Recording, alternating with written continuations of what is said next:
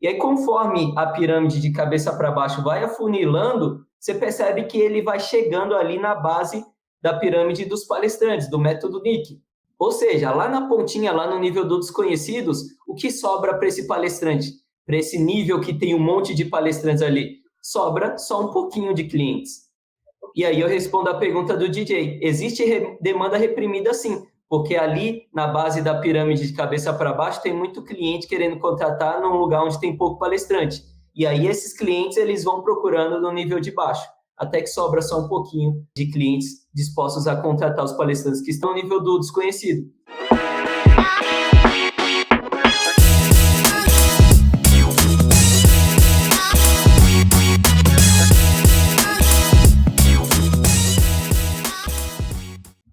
Fala pessoal, seja muito bem-vindo, seja muito bem-vinda ao podcast Mente do Cliente de Palestras. Aqui nós abordamos como funciona a mente do contratante de palestras para te ajudar a fazer parte do grupo de palestrantes mais bem-sucedidos do mercado, o palestrante corporativo. Eu sou Lucas Vieira, gerente de marketing da Motivação Palestras, uma das maiores agências de palestras do Brasil. E eu sou Poliane, Speak Hunter da Motivação Palestras. E eu sou Lucas Lopes, cofundador da Motivação Palestras. E hoje é para chutar o balde, é para chutar o pau da barraca, porque o tema de hoje eu não sei nem como é que a gente vai fazer para responder um monte de pergunta que vai ter, porque o tema de hoje está muito legal. Pirâmide do mercado de palestras. Dentro da pirâmide a gente sabe que tem vários níveis, e o nível que a gente vai abordar hoje é o nível dos desconhecidos. Ô Lucas, você costuma falar e você costuma brincar que o nível dos desconhecidos dentro da pirâmide do mercado de palestra é uma verdadeira trincheira, é uma verdadeira guerra, é uma verdadeira briga de facas. Esses são os termos que você usa para destacar esse nível. Fala aí pra gente por que você resolveu dar esses nomes para esse nível. Vamos lá então. Boa pergunta. E essa pergunta eu vou responder para o pessoal que está assistindo a gente, para os palestrantes que vão ouvir a gente aí pelo Spotify, assistir pelo YouTube. E também eu vou responder para a Poli, que a Poli disse hoje que não sabia o que era dos palestrantes conhecidos. Então vai ser legal essa dinâmica, porque enquanto eu estiver falando, Poli, eu quero que você me responda depois se isso faz sentido com o que você ouve e o que você vê aí conversando com clientes, né? Então, vamos lá. Olha o que eu percebi. Eu percebi que os clientes, quando entram em contato com a gente para procurar por um palestrante, eles pedem por certos tipos de palestrantes. Geralmente, os palestrantes que eles chegam até a gente pedindo são palestrantes famosos. Certo ou errado, Poli? Correto, exatamente. Os mais conhecidos sempre. Exatamente. E aí eu comecei a me perguntar como que funciona essa dinâmica de interesse do contratante de palestras. E é exatamente por isso que essa pirâmide se chama método Nick. Nick quer dizer níveis de interesse do cliente. E como a gente está falando de níveis, a gente precisa ter grupos. Nessa pirâmide, nós temos ela dividida em 4 fatias, 4 grupos. O primeiro é o grupo do legado, os palestrantes que estão no nível do legado. E eles estão no topo da pirâmide. E o topo da pirâmide é aqui o biquinho. Ou seja, nessa fatia aqui tem uma quantidade menor de palestrantes. Faz sentido? Total. Logo abaixo nós temos os palestrantes do nível dos super-heróis. E aqui abaixo a gente tem uma fatia maior do que a gente tem aqui no nível do legado, na pontinha. Só que ele ainda... olha lá, o DJ fez um desenho. Boa, DJ. Ali embaixo da pontinha, então, nós temos palestrantes do nível do super-herói, embaixo os palestrantes do nível do progresso, e por último, ali na maior fatia da pirâmide, nós temos os palestrantes do nível dos desconhecidos. Por que, Poli, que se chama níveis de interesse do cliente? Simplesmente porque eu percebi que o nível de interesse do cliente, ele vai caindo de acordo com o nível do palestrante, ele vai se aproximando da base, entendeu? Ou seja, o palestrante que está na base, ele desperta muito menos interesse do cliente do que o palestrante que está lá no topo. E o palestrante que está no topo é o palestrante do nível do legado. E aí eu respondo a pergunta do DJ. Por que palestrante do nível do legado? Porque esses palestrantes do nível do legado já deixaram um legado na carreira deles.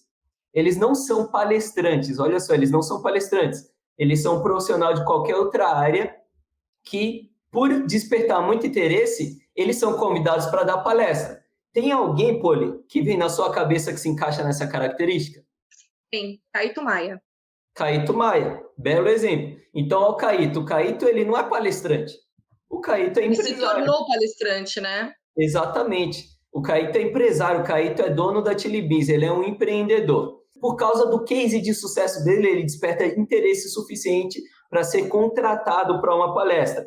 Mas a gente tem pessoas mais fortes ainda do nível do legado que, de fato, deixaram um legado. A Chili Beans é um legado do Caíto Maia. Só que a gente, no nível do legado, está falando de um palestrante com outro peso. Um palestrante que, no consciente, isso que eu ia falar, no consciente coletivo, ele deixou um legado, não só na vida, na carreira dele. Bernardinho deixou um legado no inconsciente coletivo. Campeão várias vezes da seleção masculina e feminina de vôlei. Abaixo do nível do legado, nós temos os palestrantes do nível do super-herói. E aqui no do super-herói que eu encaixaria o Caíto Maia. Porque ele é um palestrante que é visto como super-herói pelas pessoas que contratam ele.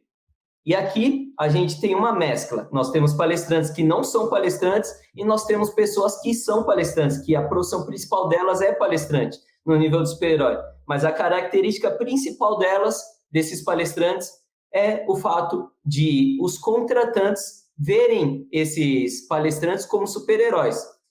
Um palestrante que eu posso colocar como exemplo é o Geraldo Rufino.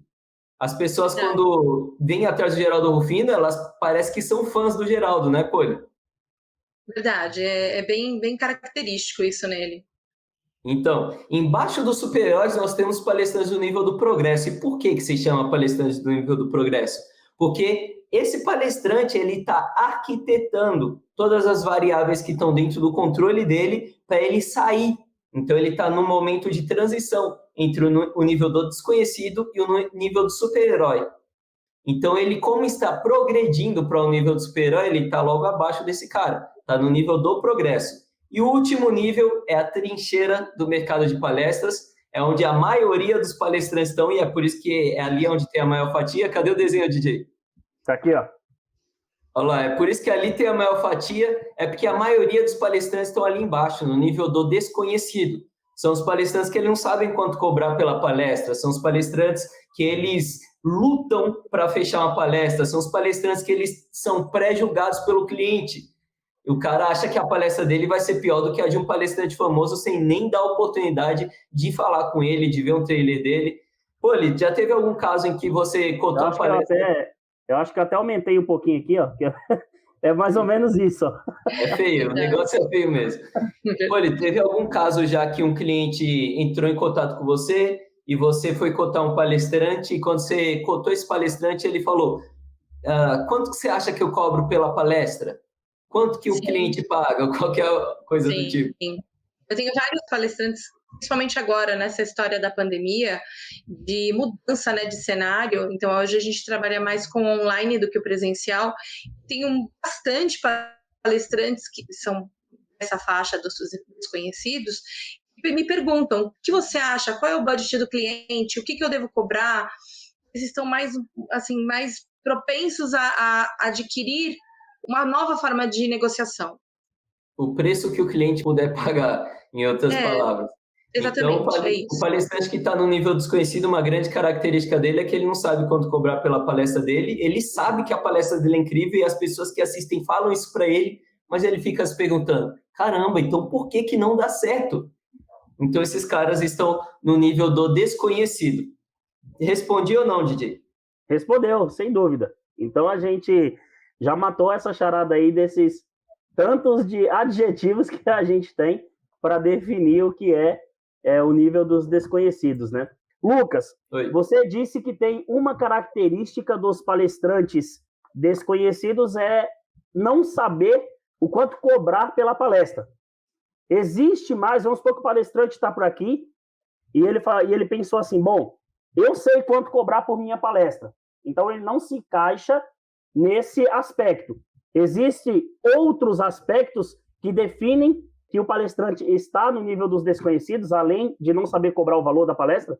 Existe, e esse aspecto principal em que a gente não pode discutir, por exemplo, o Caíto Maia, que a Poli falou, e eu falei que ele não estava no nível do legado. Isso parece meio subjetivo, né? Então, o Lucas acredita que ele não está no nível do legado. Será que isso é tão pragmático? Isso não é tão pragmático. Eu estou supondo que ele está no nível do progresso e não no nível do legado. Mas tem uma outra característica que tira as coisas do campo da suposição e coloca ali no campo do pragmatismo. Ou você é ou você não é. E qual aspecto é esse? O preço da palestra. Então, quando a gente fala de níveis de interesse do cliente, a gente está falando de palestrantes que interessam tanto um cliente que ele está disposto a pagar o preço que o palestrante está pedindo. Então, a gente tem o exemplo do Bernardinho. O Bernardinho cobra 60 mil reais. E tem palestrantes que tentam pechinchar, faz um desconto, Poli. Pede para ele fazer o desconto e a gente fala, não, o cara não faz desconto. E o cliente acaba pagando o que o Bernardinho está pedindo. Às vezes o cara não tem budget para aquilo, mas ele arruma. Ou seja, preço de palestra é um aspecto que define definitivamente. Então, o palestrante do nível desconhecido, ele pode até saber, cobro 8 mil reais pela minha palestra. Então, como eu sei o preço da minha palestra, eu não estou no nível desconhecido. Não. Se você cobra menos de 10 mil reais pela sua palestra, você está no nível do desconhecido. Se você cobra menos de 10 mil, o que eu entendo é que as empresas não estão dispostas a pagar 10 mil reais ou mais pela sua palestra. E o que eu vejo, a Poli vê todos os dias, é que as empresas têm dinheiro para pagar pelas palestras. O levantamento que eu fiz é que as empresas pagam em média 20 mil por um palestrante. Ou seja, se o palestrante cobra menos de 10 mil, ele não desperta interesse suficiente para que as empresas paguem 10 mil reais ou mais. Logo, ele se encaixa no nível do desconhecido. O palestrante do nível do progresso, ele cobra entre 10 e 20 mil reais pela palestra dele, porque ele está arquitetando as variáveis para despertar interesse suficiente no cliente para que o cliente tope pagar isso por ele. Já os palestrantes do nível do super-herói, eles cobram entre 20 e 40 mil reais pelas palestras dele. E aí que está o ponto em que o Caíto ele não se encaixa no nível do legado, apesar dele estar deixando um legado com a marca Chili Beans. Mas olha 2 pontos, não está no inconsciente coletivo de forma, se eu perguntar para uma pessoa na rua quem é o Caíto, talvez eles não conheçam, mas a Chili Beans talvez eles conheçam. Ou seja, o legado ele não está tão claro quanto do Bernardinho, por exemplo, que é conhecido por praticamente qualquer pessoa. E além disso, nós temos o preço do Caíto, que custa menos de 40 mil da última vez que eu vi. Pode ser que não sei o preço que está agora, mas da última vez que eu vi presencial estava menos de 40. Ou seja, ele está no nível do super-herói. Ele ainda é visto como super-herói pelas pessoas que querem contratar. Já os palestrantes do nível do legado, que deixaram um legado no mercado, eles cobram 60 mil reais para cima e não tem limite pelo preço da palestra dele. Então, o preço ele limita definitivamente qual o nível do palestrante, simplesmente porque as empresas estão dispostas ou não a pagar aquele preço por aquele palestrante. Caraca, matou de vez a charada, não tem dúvida. Uma coisa legal que você falou aí que se despertou interesse em mim, talvez tenha despertado interesse no palestrante, que é a questão que veio na mente. Se eu tiver errado, você me corrige, tá? A demanda reprimida. Você sempre diz que, por exemplo, quando sobra cliente lá em cima, no topo da pirâmide, os palestrantes dos níveis de baixo vão aproveitando aquela demanda reprimida pelos palestrantes do nível do legado, do nível do super-herói. Existe alguma possibilidade dessa demanda reprimida chegar no nível dos desconhecidos e como aproveitar essa oportunidade se chegar essa demanda, né? Só trazendo aqui um paralelo, isso está mais parecido com aquele filme O Poço. Você já assistiu o filme O Poço? Já. Tem um monte de comida lá em cima e aí conforme vai baixando no nível do poço, a comida vai acabando até que só chega os pratos lá embaixo e só resta para o cara lamber o prato. Então, nesse caso, a demanda reprimida consegue atingir os palestrantes do nível desconhecido? Bom, deixa eu te fazer uma pergunta, DJ. Você lembra do Comensal da Morte do Harry Potter? Não. Lembra, Poli? Já assistiu? Lembro. Comensal da Morte é aquele bicho tipo um fantasma que suga. Você lembra que suga a energia da pessoa até a pessoa morrer? É um que ele tem um capuz preto. DJ precisa assistir Harry Potter. Você tem que reagir. Precisando. De novo, eu não lembro, não. Mas a Poli lembra. Poli, você sabe por que o nome dele é Comensal da Morte? Não. O nome dele é Comensal da Morte por causa de um efeito que existe na natureza chamado comensalismo. O que é esse efeito? Comensalismo basicamente vem de uma palavra do latim que se chama commensalis, que quer dizer dividir a mesa. O problema é que na natureza, os comensals, ou seja, os animais que se beneficiam do comensalismo, eles não dividem a mesa. Eu acho que eu posso dizer que eles se aproveitam do resto do alimento, em vez de dividir a mesa com outro animal. E eu vou te dar um exemplo para ficar mais claro isso. Existe um peixe que se chama rômula. E esse peixe, ele se alimenta dos restos da comida do tubarão. Então, se vocês pesquisarem lá no Google a rômula e o tubarão, vocês vão encontrar fotos do tubarão lá embaixo da água com a boca aberta e um peixe ali dentro da boca do tubarão comendo os restos da boca do tubarão, os restos de alimento da boca do tubarão. O que é esse processo? É o processo de comensalismo. O peixe, a rômula, está se alimentando do resto de comida do tubarão. E é muito interessante que a rômula, uma das barbatanas dela, da nadadeira dela, ela consegue grudar. É como se tivesse uma ventosa. Ela gruda aquela nadadeira no tubarão. E aí, conforme o tubarão vai se alimentando, vai sobrando comida, e as rômulas que estão ali grudadas no tubarão vai se alimentando daquele resto de comida que vai sobrando do tubarão. Um outro exemplo de animal que também vive do comensalismo é o urubu.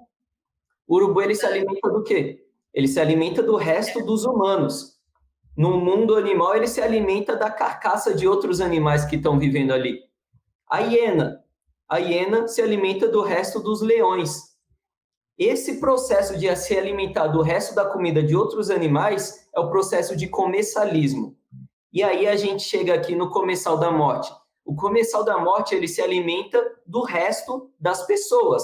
O que é esse resto das pessoas? Toda a tristeza, todos os momentos ruins que aquelas pessoas ali do mundo do Harry Potter vivia, o comensal da morte se alimentava daquilo, sugava aquela energia negativa. E é por isso que o nome dele é comensal da morte.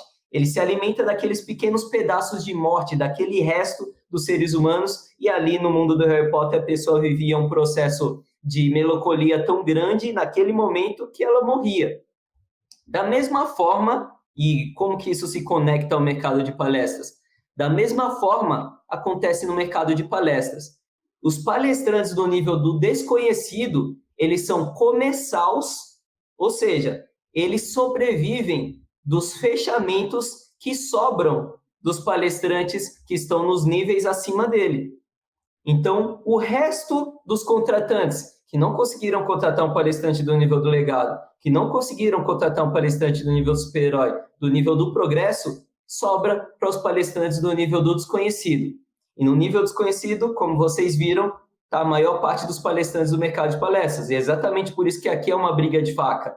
Muita concorrência, muitas rêmulas para pouco alimento. Olha que interessante, Poli. O método Nick, ele tem a forma de uma pirâmide, mas a demanda do mercado de palestras, ela tem uma forma de uma pirâmide de cabeça para baixo. Inclusive, você está me falando sobre essa demanda e eu tinha um caso exatamente assim essa semana. Eu estou com um cliente de renome, muito forte no mercado. Ele me pediu vários nomes, né, aqui, do topo da pirâmide. Eu fui cotando, fui passando os valores, e aí eles foram descendo a pirâmide. Hoje, eles já estão aqui, na briga de faca, e só se interessaram por um palestrante que eles nem conhecem, que a gente indicou. Aí foi bem bacana, porque se fechar, vai fechar um cliente muito forte no mercado, com um palestrante que não é conhecido. Isso é muito legal, porque você consegue fazer com que esse palestrante também comece a galgar, né, as linhas acima. Exatamente, bom exemplo. O Carlos Reis, ele deixou aqui uma observação. Obrigado, Carlos. É rêmora, não é rêmula, é rêmora o nome do peixe. Olha só esse desenho que o DJ fez. Então, essa pirâmide de cabeça para baixo é a demanda do mercado de palestras. Olha que interessante. No mercado de palestras, os palestrantes conhecidos estão lá na base. eles são a maioria dos palestrantes. Ali tem briga de faca, o palestrante não sabe quanto cobrar. E o grande problema é que se a gente olhar aí a pirâmide de cabeça para baixo, a maior quantidade de clientes está procurando pelos palestrantes do nível do legado, lá onde tem pouquinho palestrante, lá na ponta da pirâmide. Então, tem muito cliente querendo contratar esses palestrantes, e é exatamente por isso, Poli, que é difícil conseguir agenda de palestrante famoso. Olha aí por quê? Porque tem muita gente querendo contratar e pouca oferta, pouco palestrante que se encaixa nesse caso. E aí, conforme a pirâmide de cabeça para baixo vai afunilando, você percebe que ele vai chegando ali na base da pirâmide dos palestrantes, do método NIC. Ou seja, lá na pontinha, lá no nível dos desconhecidos, o que sobra para esse palestrante? Para esse nível que tem um monte de palestrantes ali? Sobra só um pouquinho de clientes. E aí eu respondo a pergunta do DJ. Existe demanda reprimida, sim, porque ali na base da pirâmide de cabeça para baixo tem muito cliente querendo contratar num lugar onde tem pouco palestrante. E aí esses clientes eles vão procurando no nível de baixo, até que sobra só um pouquinho de clientes dispostos a contratar os palestrantes que estão no nível do desconhecido. É bem isso mesmo. Não é só interessante, como também faz o palestrante repensar, além das suas estratégias, a sua postura digital, né? Porque, afinal de contas, é aquilo que a gente sempre repete, quem não é visto não é lembrado, e quem não faz nada continua lá embaixo na trincheira, até que surja uma oportunidade, né? Você fica esperando cair do céu. É a coisa mais difícil. É o comensal, né? A rêmora, o que ele faz? Ele gruda ali no tubarão e fica esperando o resto de comida.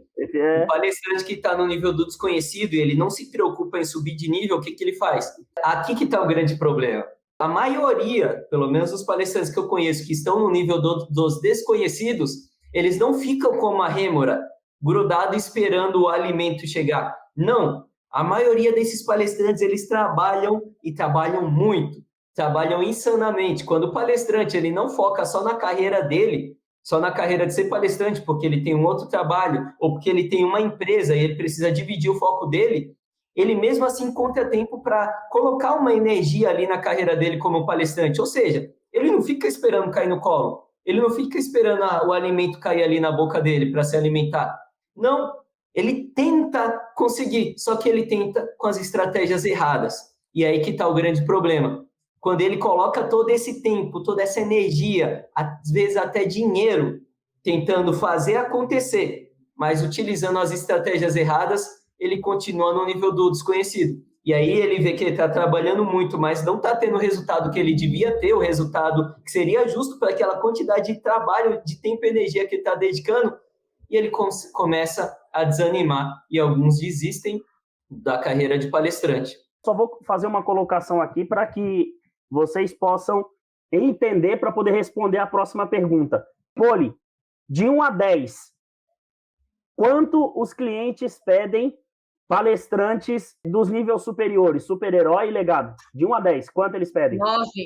9. Beleza. De 1 a 10, quanto eles pedem palestrante do nível dos desconhecidos? Nem 1%, na verdade, porque a gente acaba indicando esses palestrantes, porque eles não conhecem, então eles não pedem, não tem como. E aí chegou no ponto onde eu queria. Fala aí, Lucas.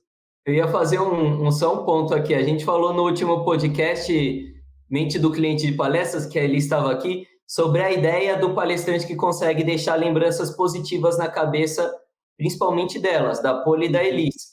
Esses palestrantes que ela acabou de falar e que indica do nível desconhecido, eu tenho certeza, pode me falar aí se eu estiver errado, tá, Poli? Mas eu tenho quase que 100% de certeza que é algum palestrante que, apesar de estar no nível do desconhecido, ele de alguma forma deixou lembrança positiva na cabeça da Poli, ou não? Toda certeza, com certeza, ou pelo perfil, ou pela atitude, ou pelo comportamento. Com certeza é isso, porque se é uma pessoa, um palestrante que passa o currículo, ou seja, como você queira chamar, né? Ele sempre, se ele não deixou uma marca, não vou ter como lembrar de tantos nomes ou de tantas pessoas. Então, eu tenho já aquelas pessoas que eu lembro sempre, que eu conheço o trabalho, que de alguma forma me impressionaram, e aí eu indico com toda tranquilidade. Mas tem outros nomes que você acaba indicando por conta do budget do cliente, né? Então, a gente pede, a gente vai atrás disso, mas aqueles que a gente já coloca, com certeza, são aqueles que têm uma marca registrada com a gente. E aí, como deixar a lembrança positiva? Se você não sabe isso, palestrante, você vai precisar assistir o último podcast Mente do Cliente de Palestras. Assiste porque o negócio lá Foi legal.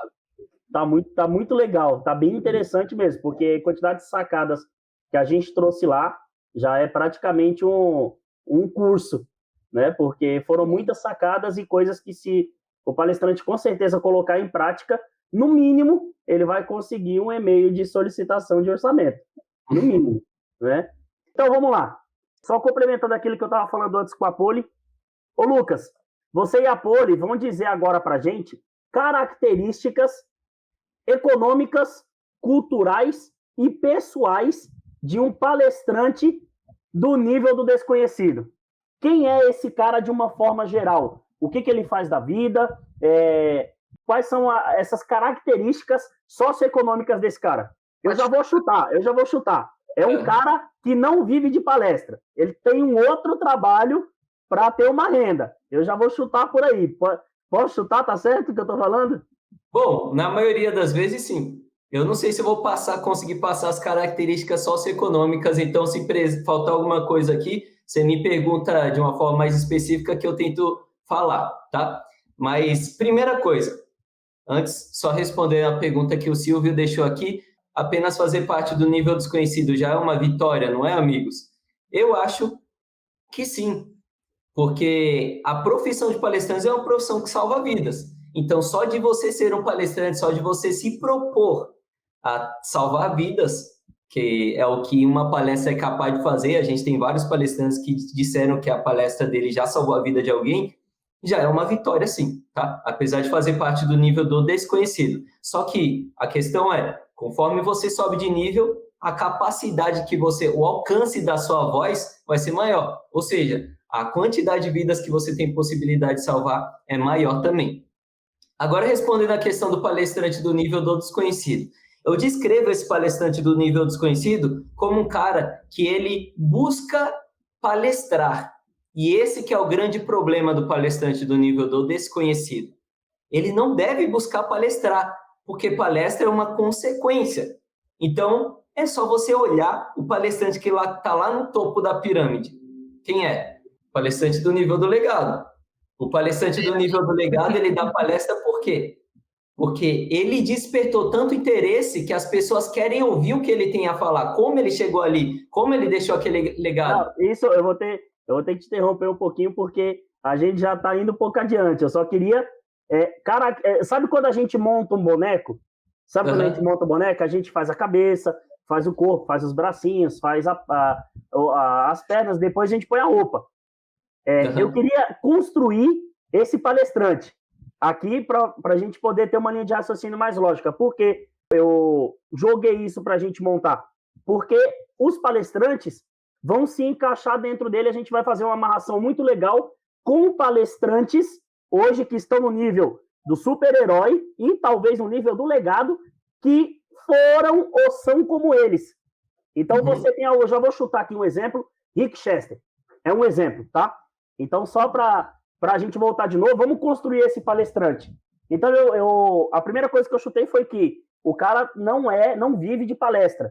Ele tem um outro trabalho para trazer uma renda para ele, enquanto a palestra não consegue suprir essa necessidade. É a primeira característica dele. Vamos chutar outras características, vamos construir o boneco. Ele tem mais o que, esse tipo de palestrante? Ele é pai de família? Ele tem esposa? Vamos chutando aí para a gente poder construir. Com certeza.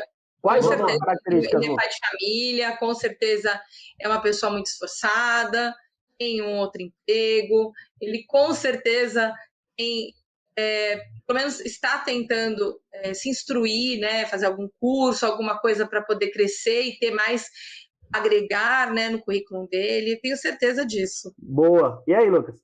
Eu tenho algumas informações, como na Motive, eu estou juntando dados de palestrantes para tentar justamente criar esse boneco que você está falando. E algumas informações da maioria dos palestrantes que interagem com o conteúdo que a gente disponibiliza no YouTube, no Facebook, que o Facebook e o YouTube passa essa informação para a gente, né? É que a maioria dos palestrantes que interagem com os nossos vídeos, ou seja, que sentem a necessidade de consumir aquilo porque provavelmente estão se caracterizando dentro do que a gente está expondo ali, são palestrantes que são 70% homens e 30% mulheres, ou seja, a maioria são homens. Eles têm entre 35 e 55 anos. Eles são pessoas que não necessariamente estão casados. Então, a gente tem uma porcentagem, eu não sei a porcentagem exata dos palestrantes que têm famílias, têm filhos, mas o que eu sei é que a maioria deles tem esposa e tem filhos. E a maioria desses palestrantes, como você disse, não vivem de palestras ainda, justamente porque as palestras não conseguem bancar aí todo o custo de vida desses caras. Caraca, é basicamente isso. A Poli deixou uma coisa interessante ali, que esse palestrante é um palestrante, eu não digo todos, mas esse palestrante é um palestrante que procura, você vai confirmar isso agora, se está certo ou se está errado, ele está em constante busca do desenvolvimento, não só desenvolvimento intelectual, mas desenvolvimento pessoal, ou seja, é um cara que está fora do comodismo, é isso? Sim, eu acredito também nisso. Só do cara ser um palestrante, eu acho que ele já se encaixa nesse perfil de estar sempre buscando mais. Não importa o nível dele. O cara que está no nível do legado, apesar de não ser um palestrante, ele só conseguiu construir um legado também por essa ser uma das características dele. Beleza, e aí o palestrante que está ali assistindo a gente, ele deve estar se perguntando, tá, mas por que você está falando isso? Olha só, a gente tem alguns exemplos, como eu já falei, eu ia falar depois, né, mas antecipei para vocês poderem entender onde eu queria chegar, que a gente tem alguns palestrantes que estão no nível do super-herói e talvez no nível do legado, que já foram esses palestrantes do nível dos desconhecidos. Por exemplo, o Rick Chester. Rick Chester, quantos vídeos ele não fez para conseguir ficar famoso? E aí, por que um palestrante, Lucas, você vai responder agora para a gente, qual é a importância de manter uma constância de trabalho focado no que ele almeja, que é ser palestrante? A mesma coisa que aconteceu com o Rick Chester, mesmo ele nem tendo noção que ia acontecer tudo isso com a vida dele, ele manteve ali as gravações, o conteúdo dele digital ali sempre, não é isso? Sim, e a importância é total, porque é necessário que o palestrante faça o que está dentro do controle dele. O grande problema, como eu já disse, é o palestrante que ele tenta colocar em prática estratégias que não necessariamente funcionam no mercado de palestras. Então, de repente, eu vou procurar na internet que tipo de vídeo eu faço para gerar valor na internet. Então, você vai conseguir gerar valor, mas não um valor que gera fechamento de palestras. Então, eu acredito que os palestrantes fazem, que eles até conseguem ter uma certa constância. O problema é que essa constância é em cima de estratégias que não trazem o resultado principal do palestrante, que é fechar palestras. E aí, quando você está fazendo constantemente, não está tendo resultado, o que você vai fazer? Você vai desanimar. E aí acaba que essa constância desaba. Mas é super necessário ter constância com a estratégia certa. Você tem alguma dica ou algum cronograma que fala, bom, o palestrante desconhecido ele precisa fazer exatamente isso, para que ele consiga ter solicitações da Poli, lá na Motive. A Poli entra em contato e fala, olha, um cliente te pediu aqui. Porque acontece, né, Poli, de um cliente ligar para você e falar, ó, eu quero tal palestrante, só que você nunca ouviu falar, nem sabia que esse cara existia. Já aconteceu com você? Bastante. Já aconteceu e continua acontecendo. Porque são sempre novos nomes, né, que estão aparecendo. E eu acredito que isso deve ser uma consequência do que você acabou de falar, né, Lucas? De um trabalho focado e estratégico, né? Não uma cópia, que nem você falou, né?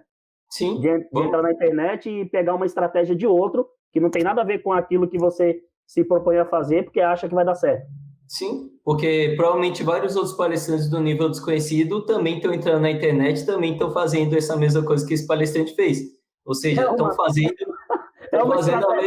todo mundo fazendo a mesma estratégia. É uma estratégia coletiva.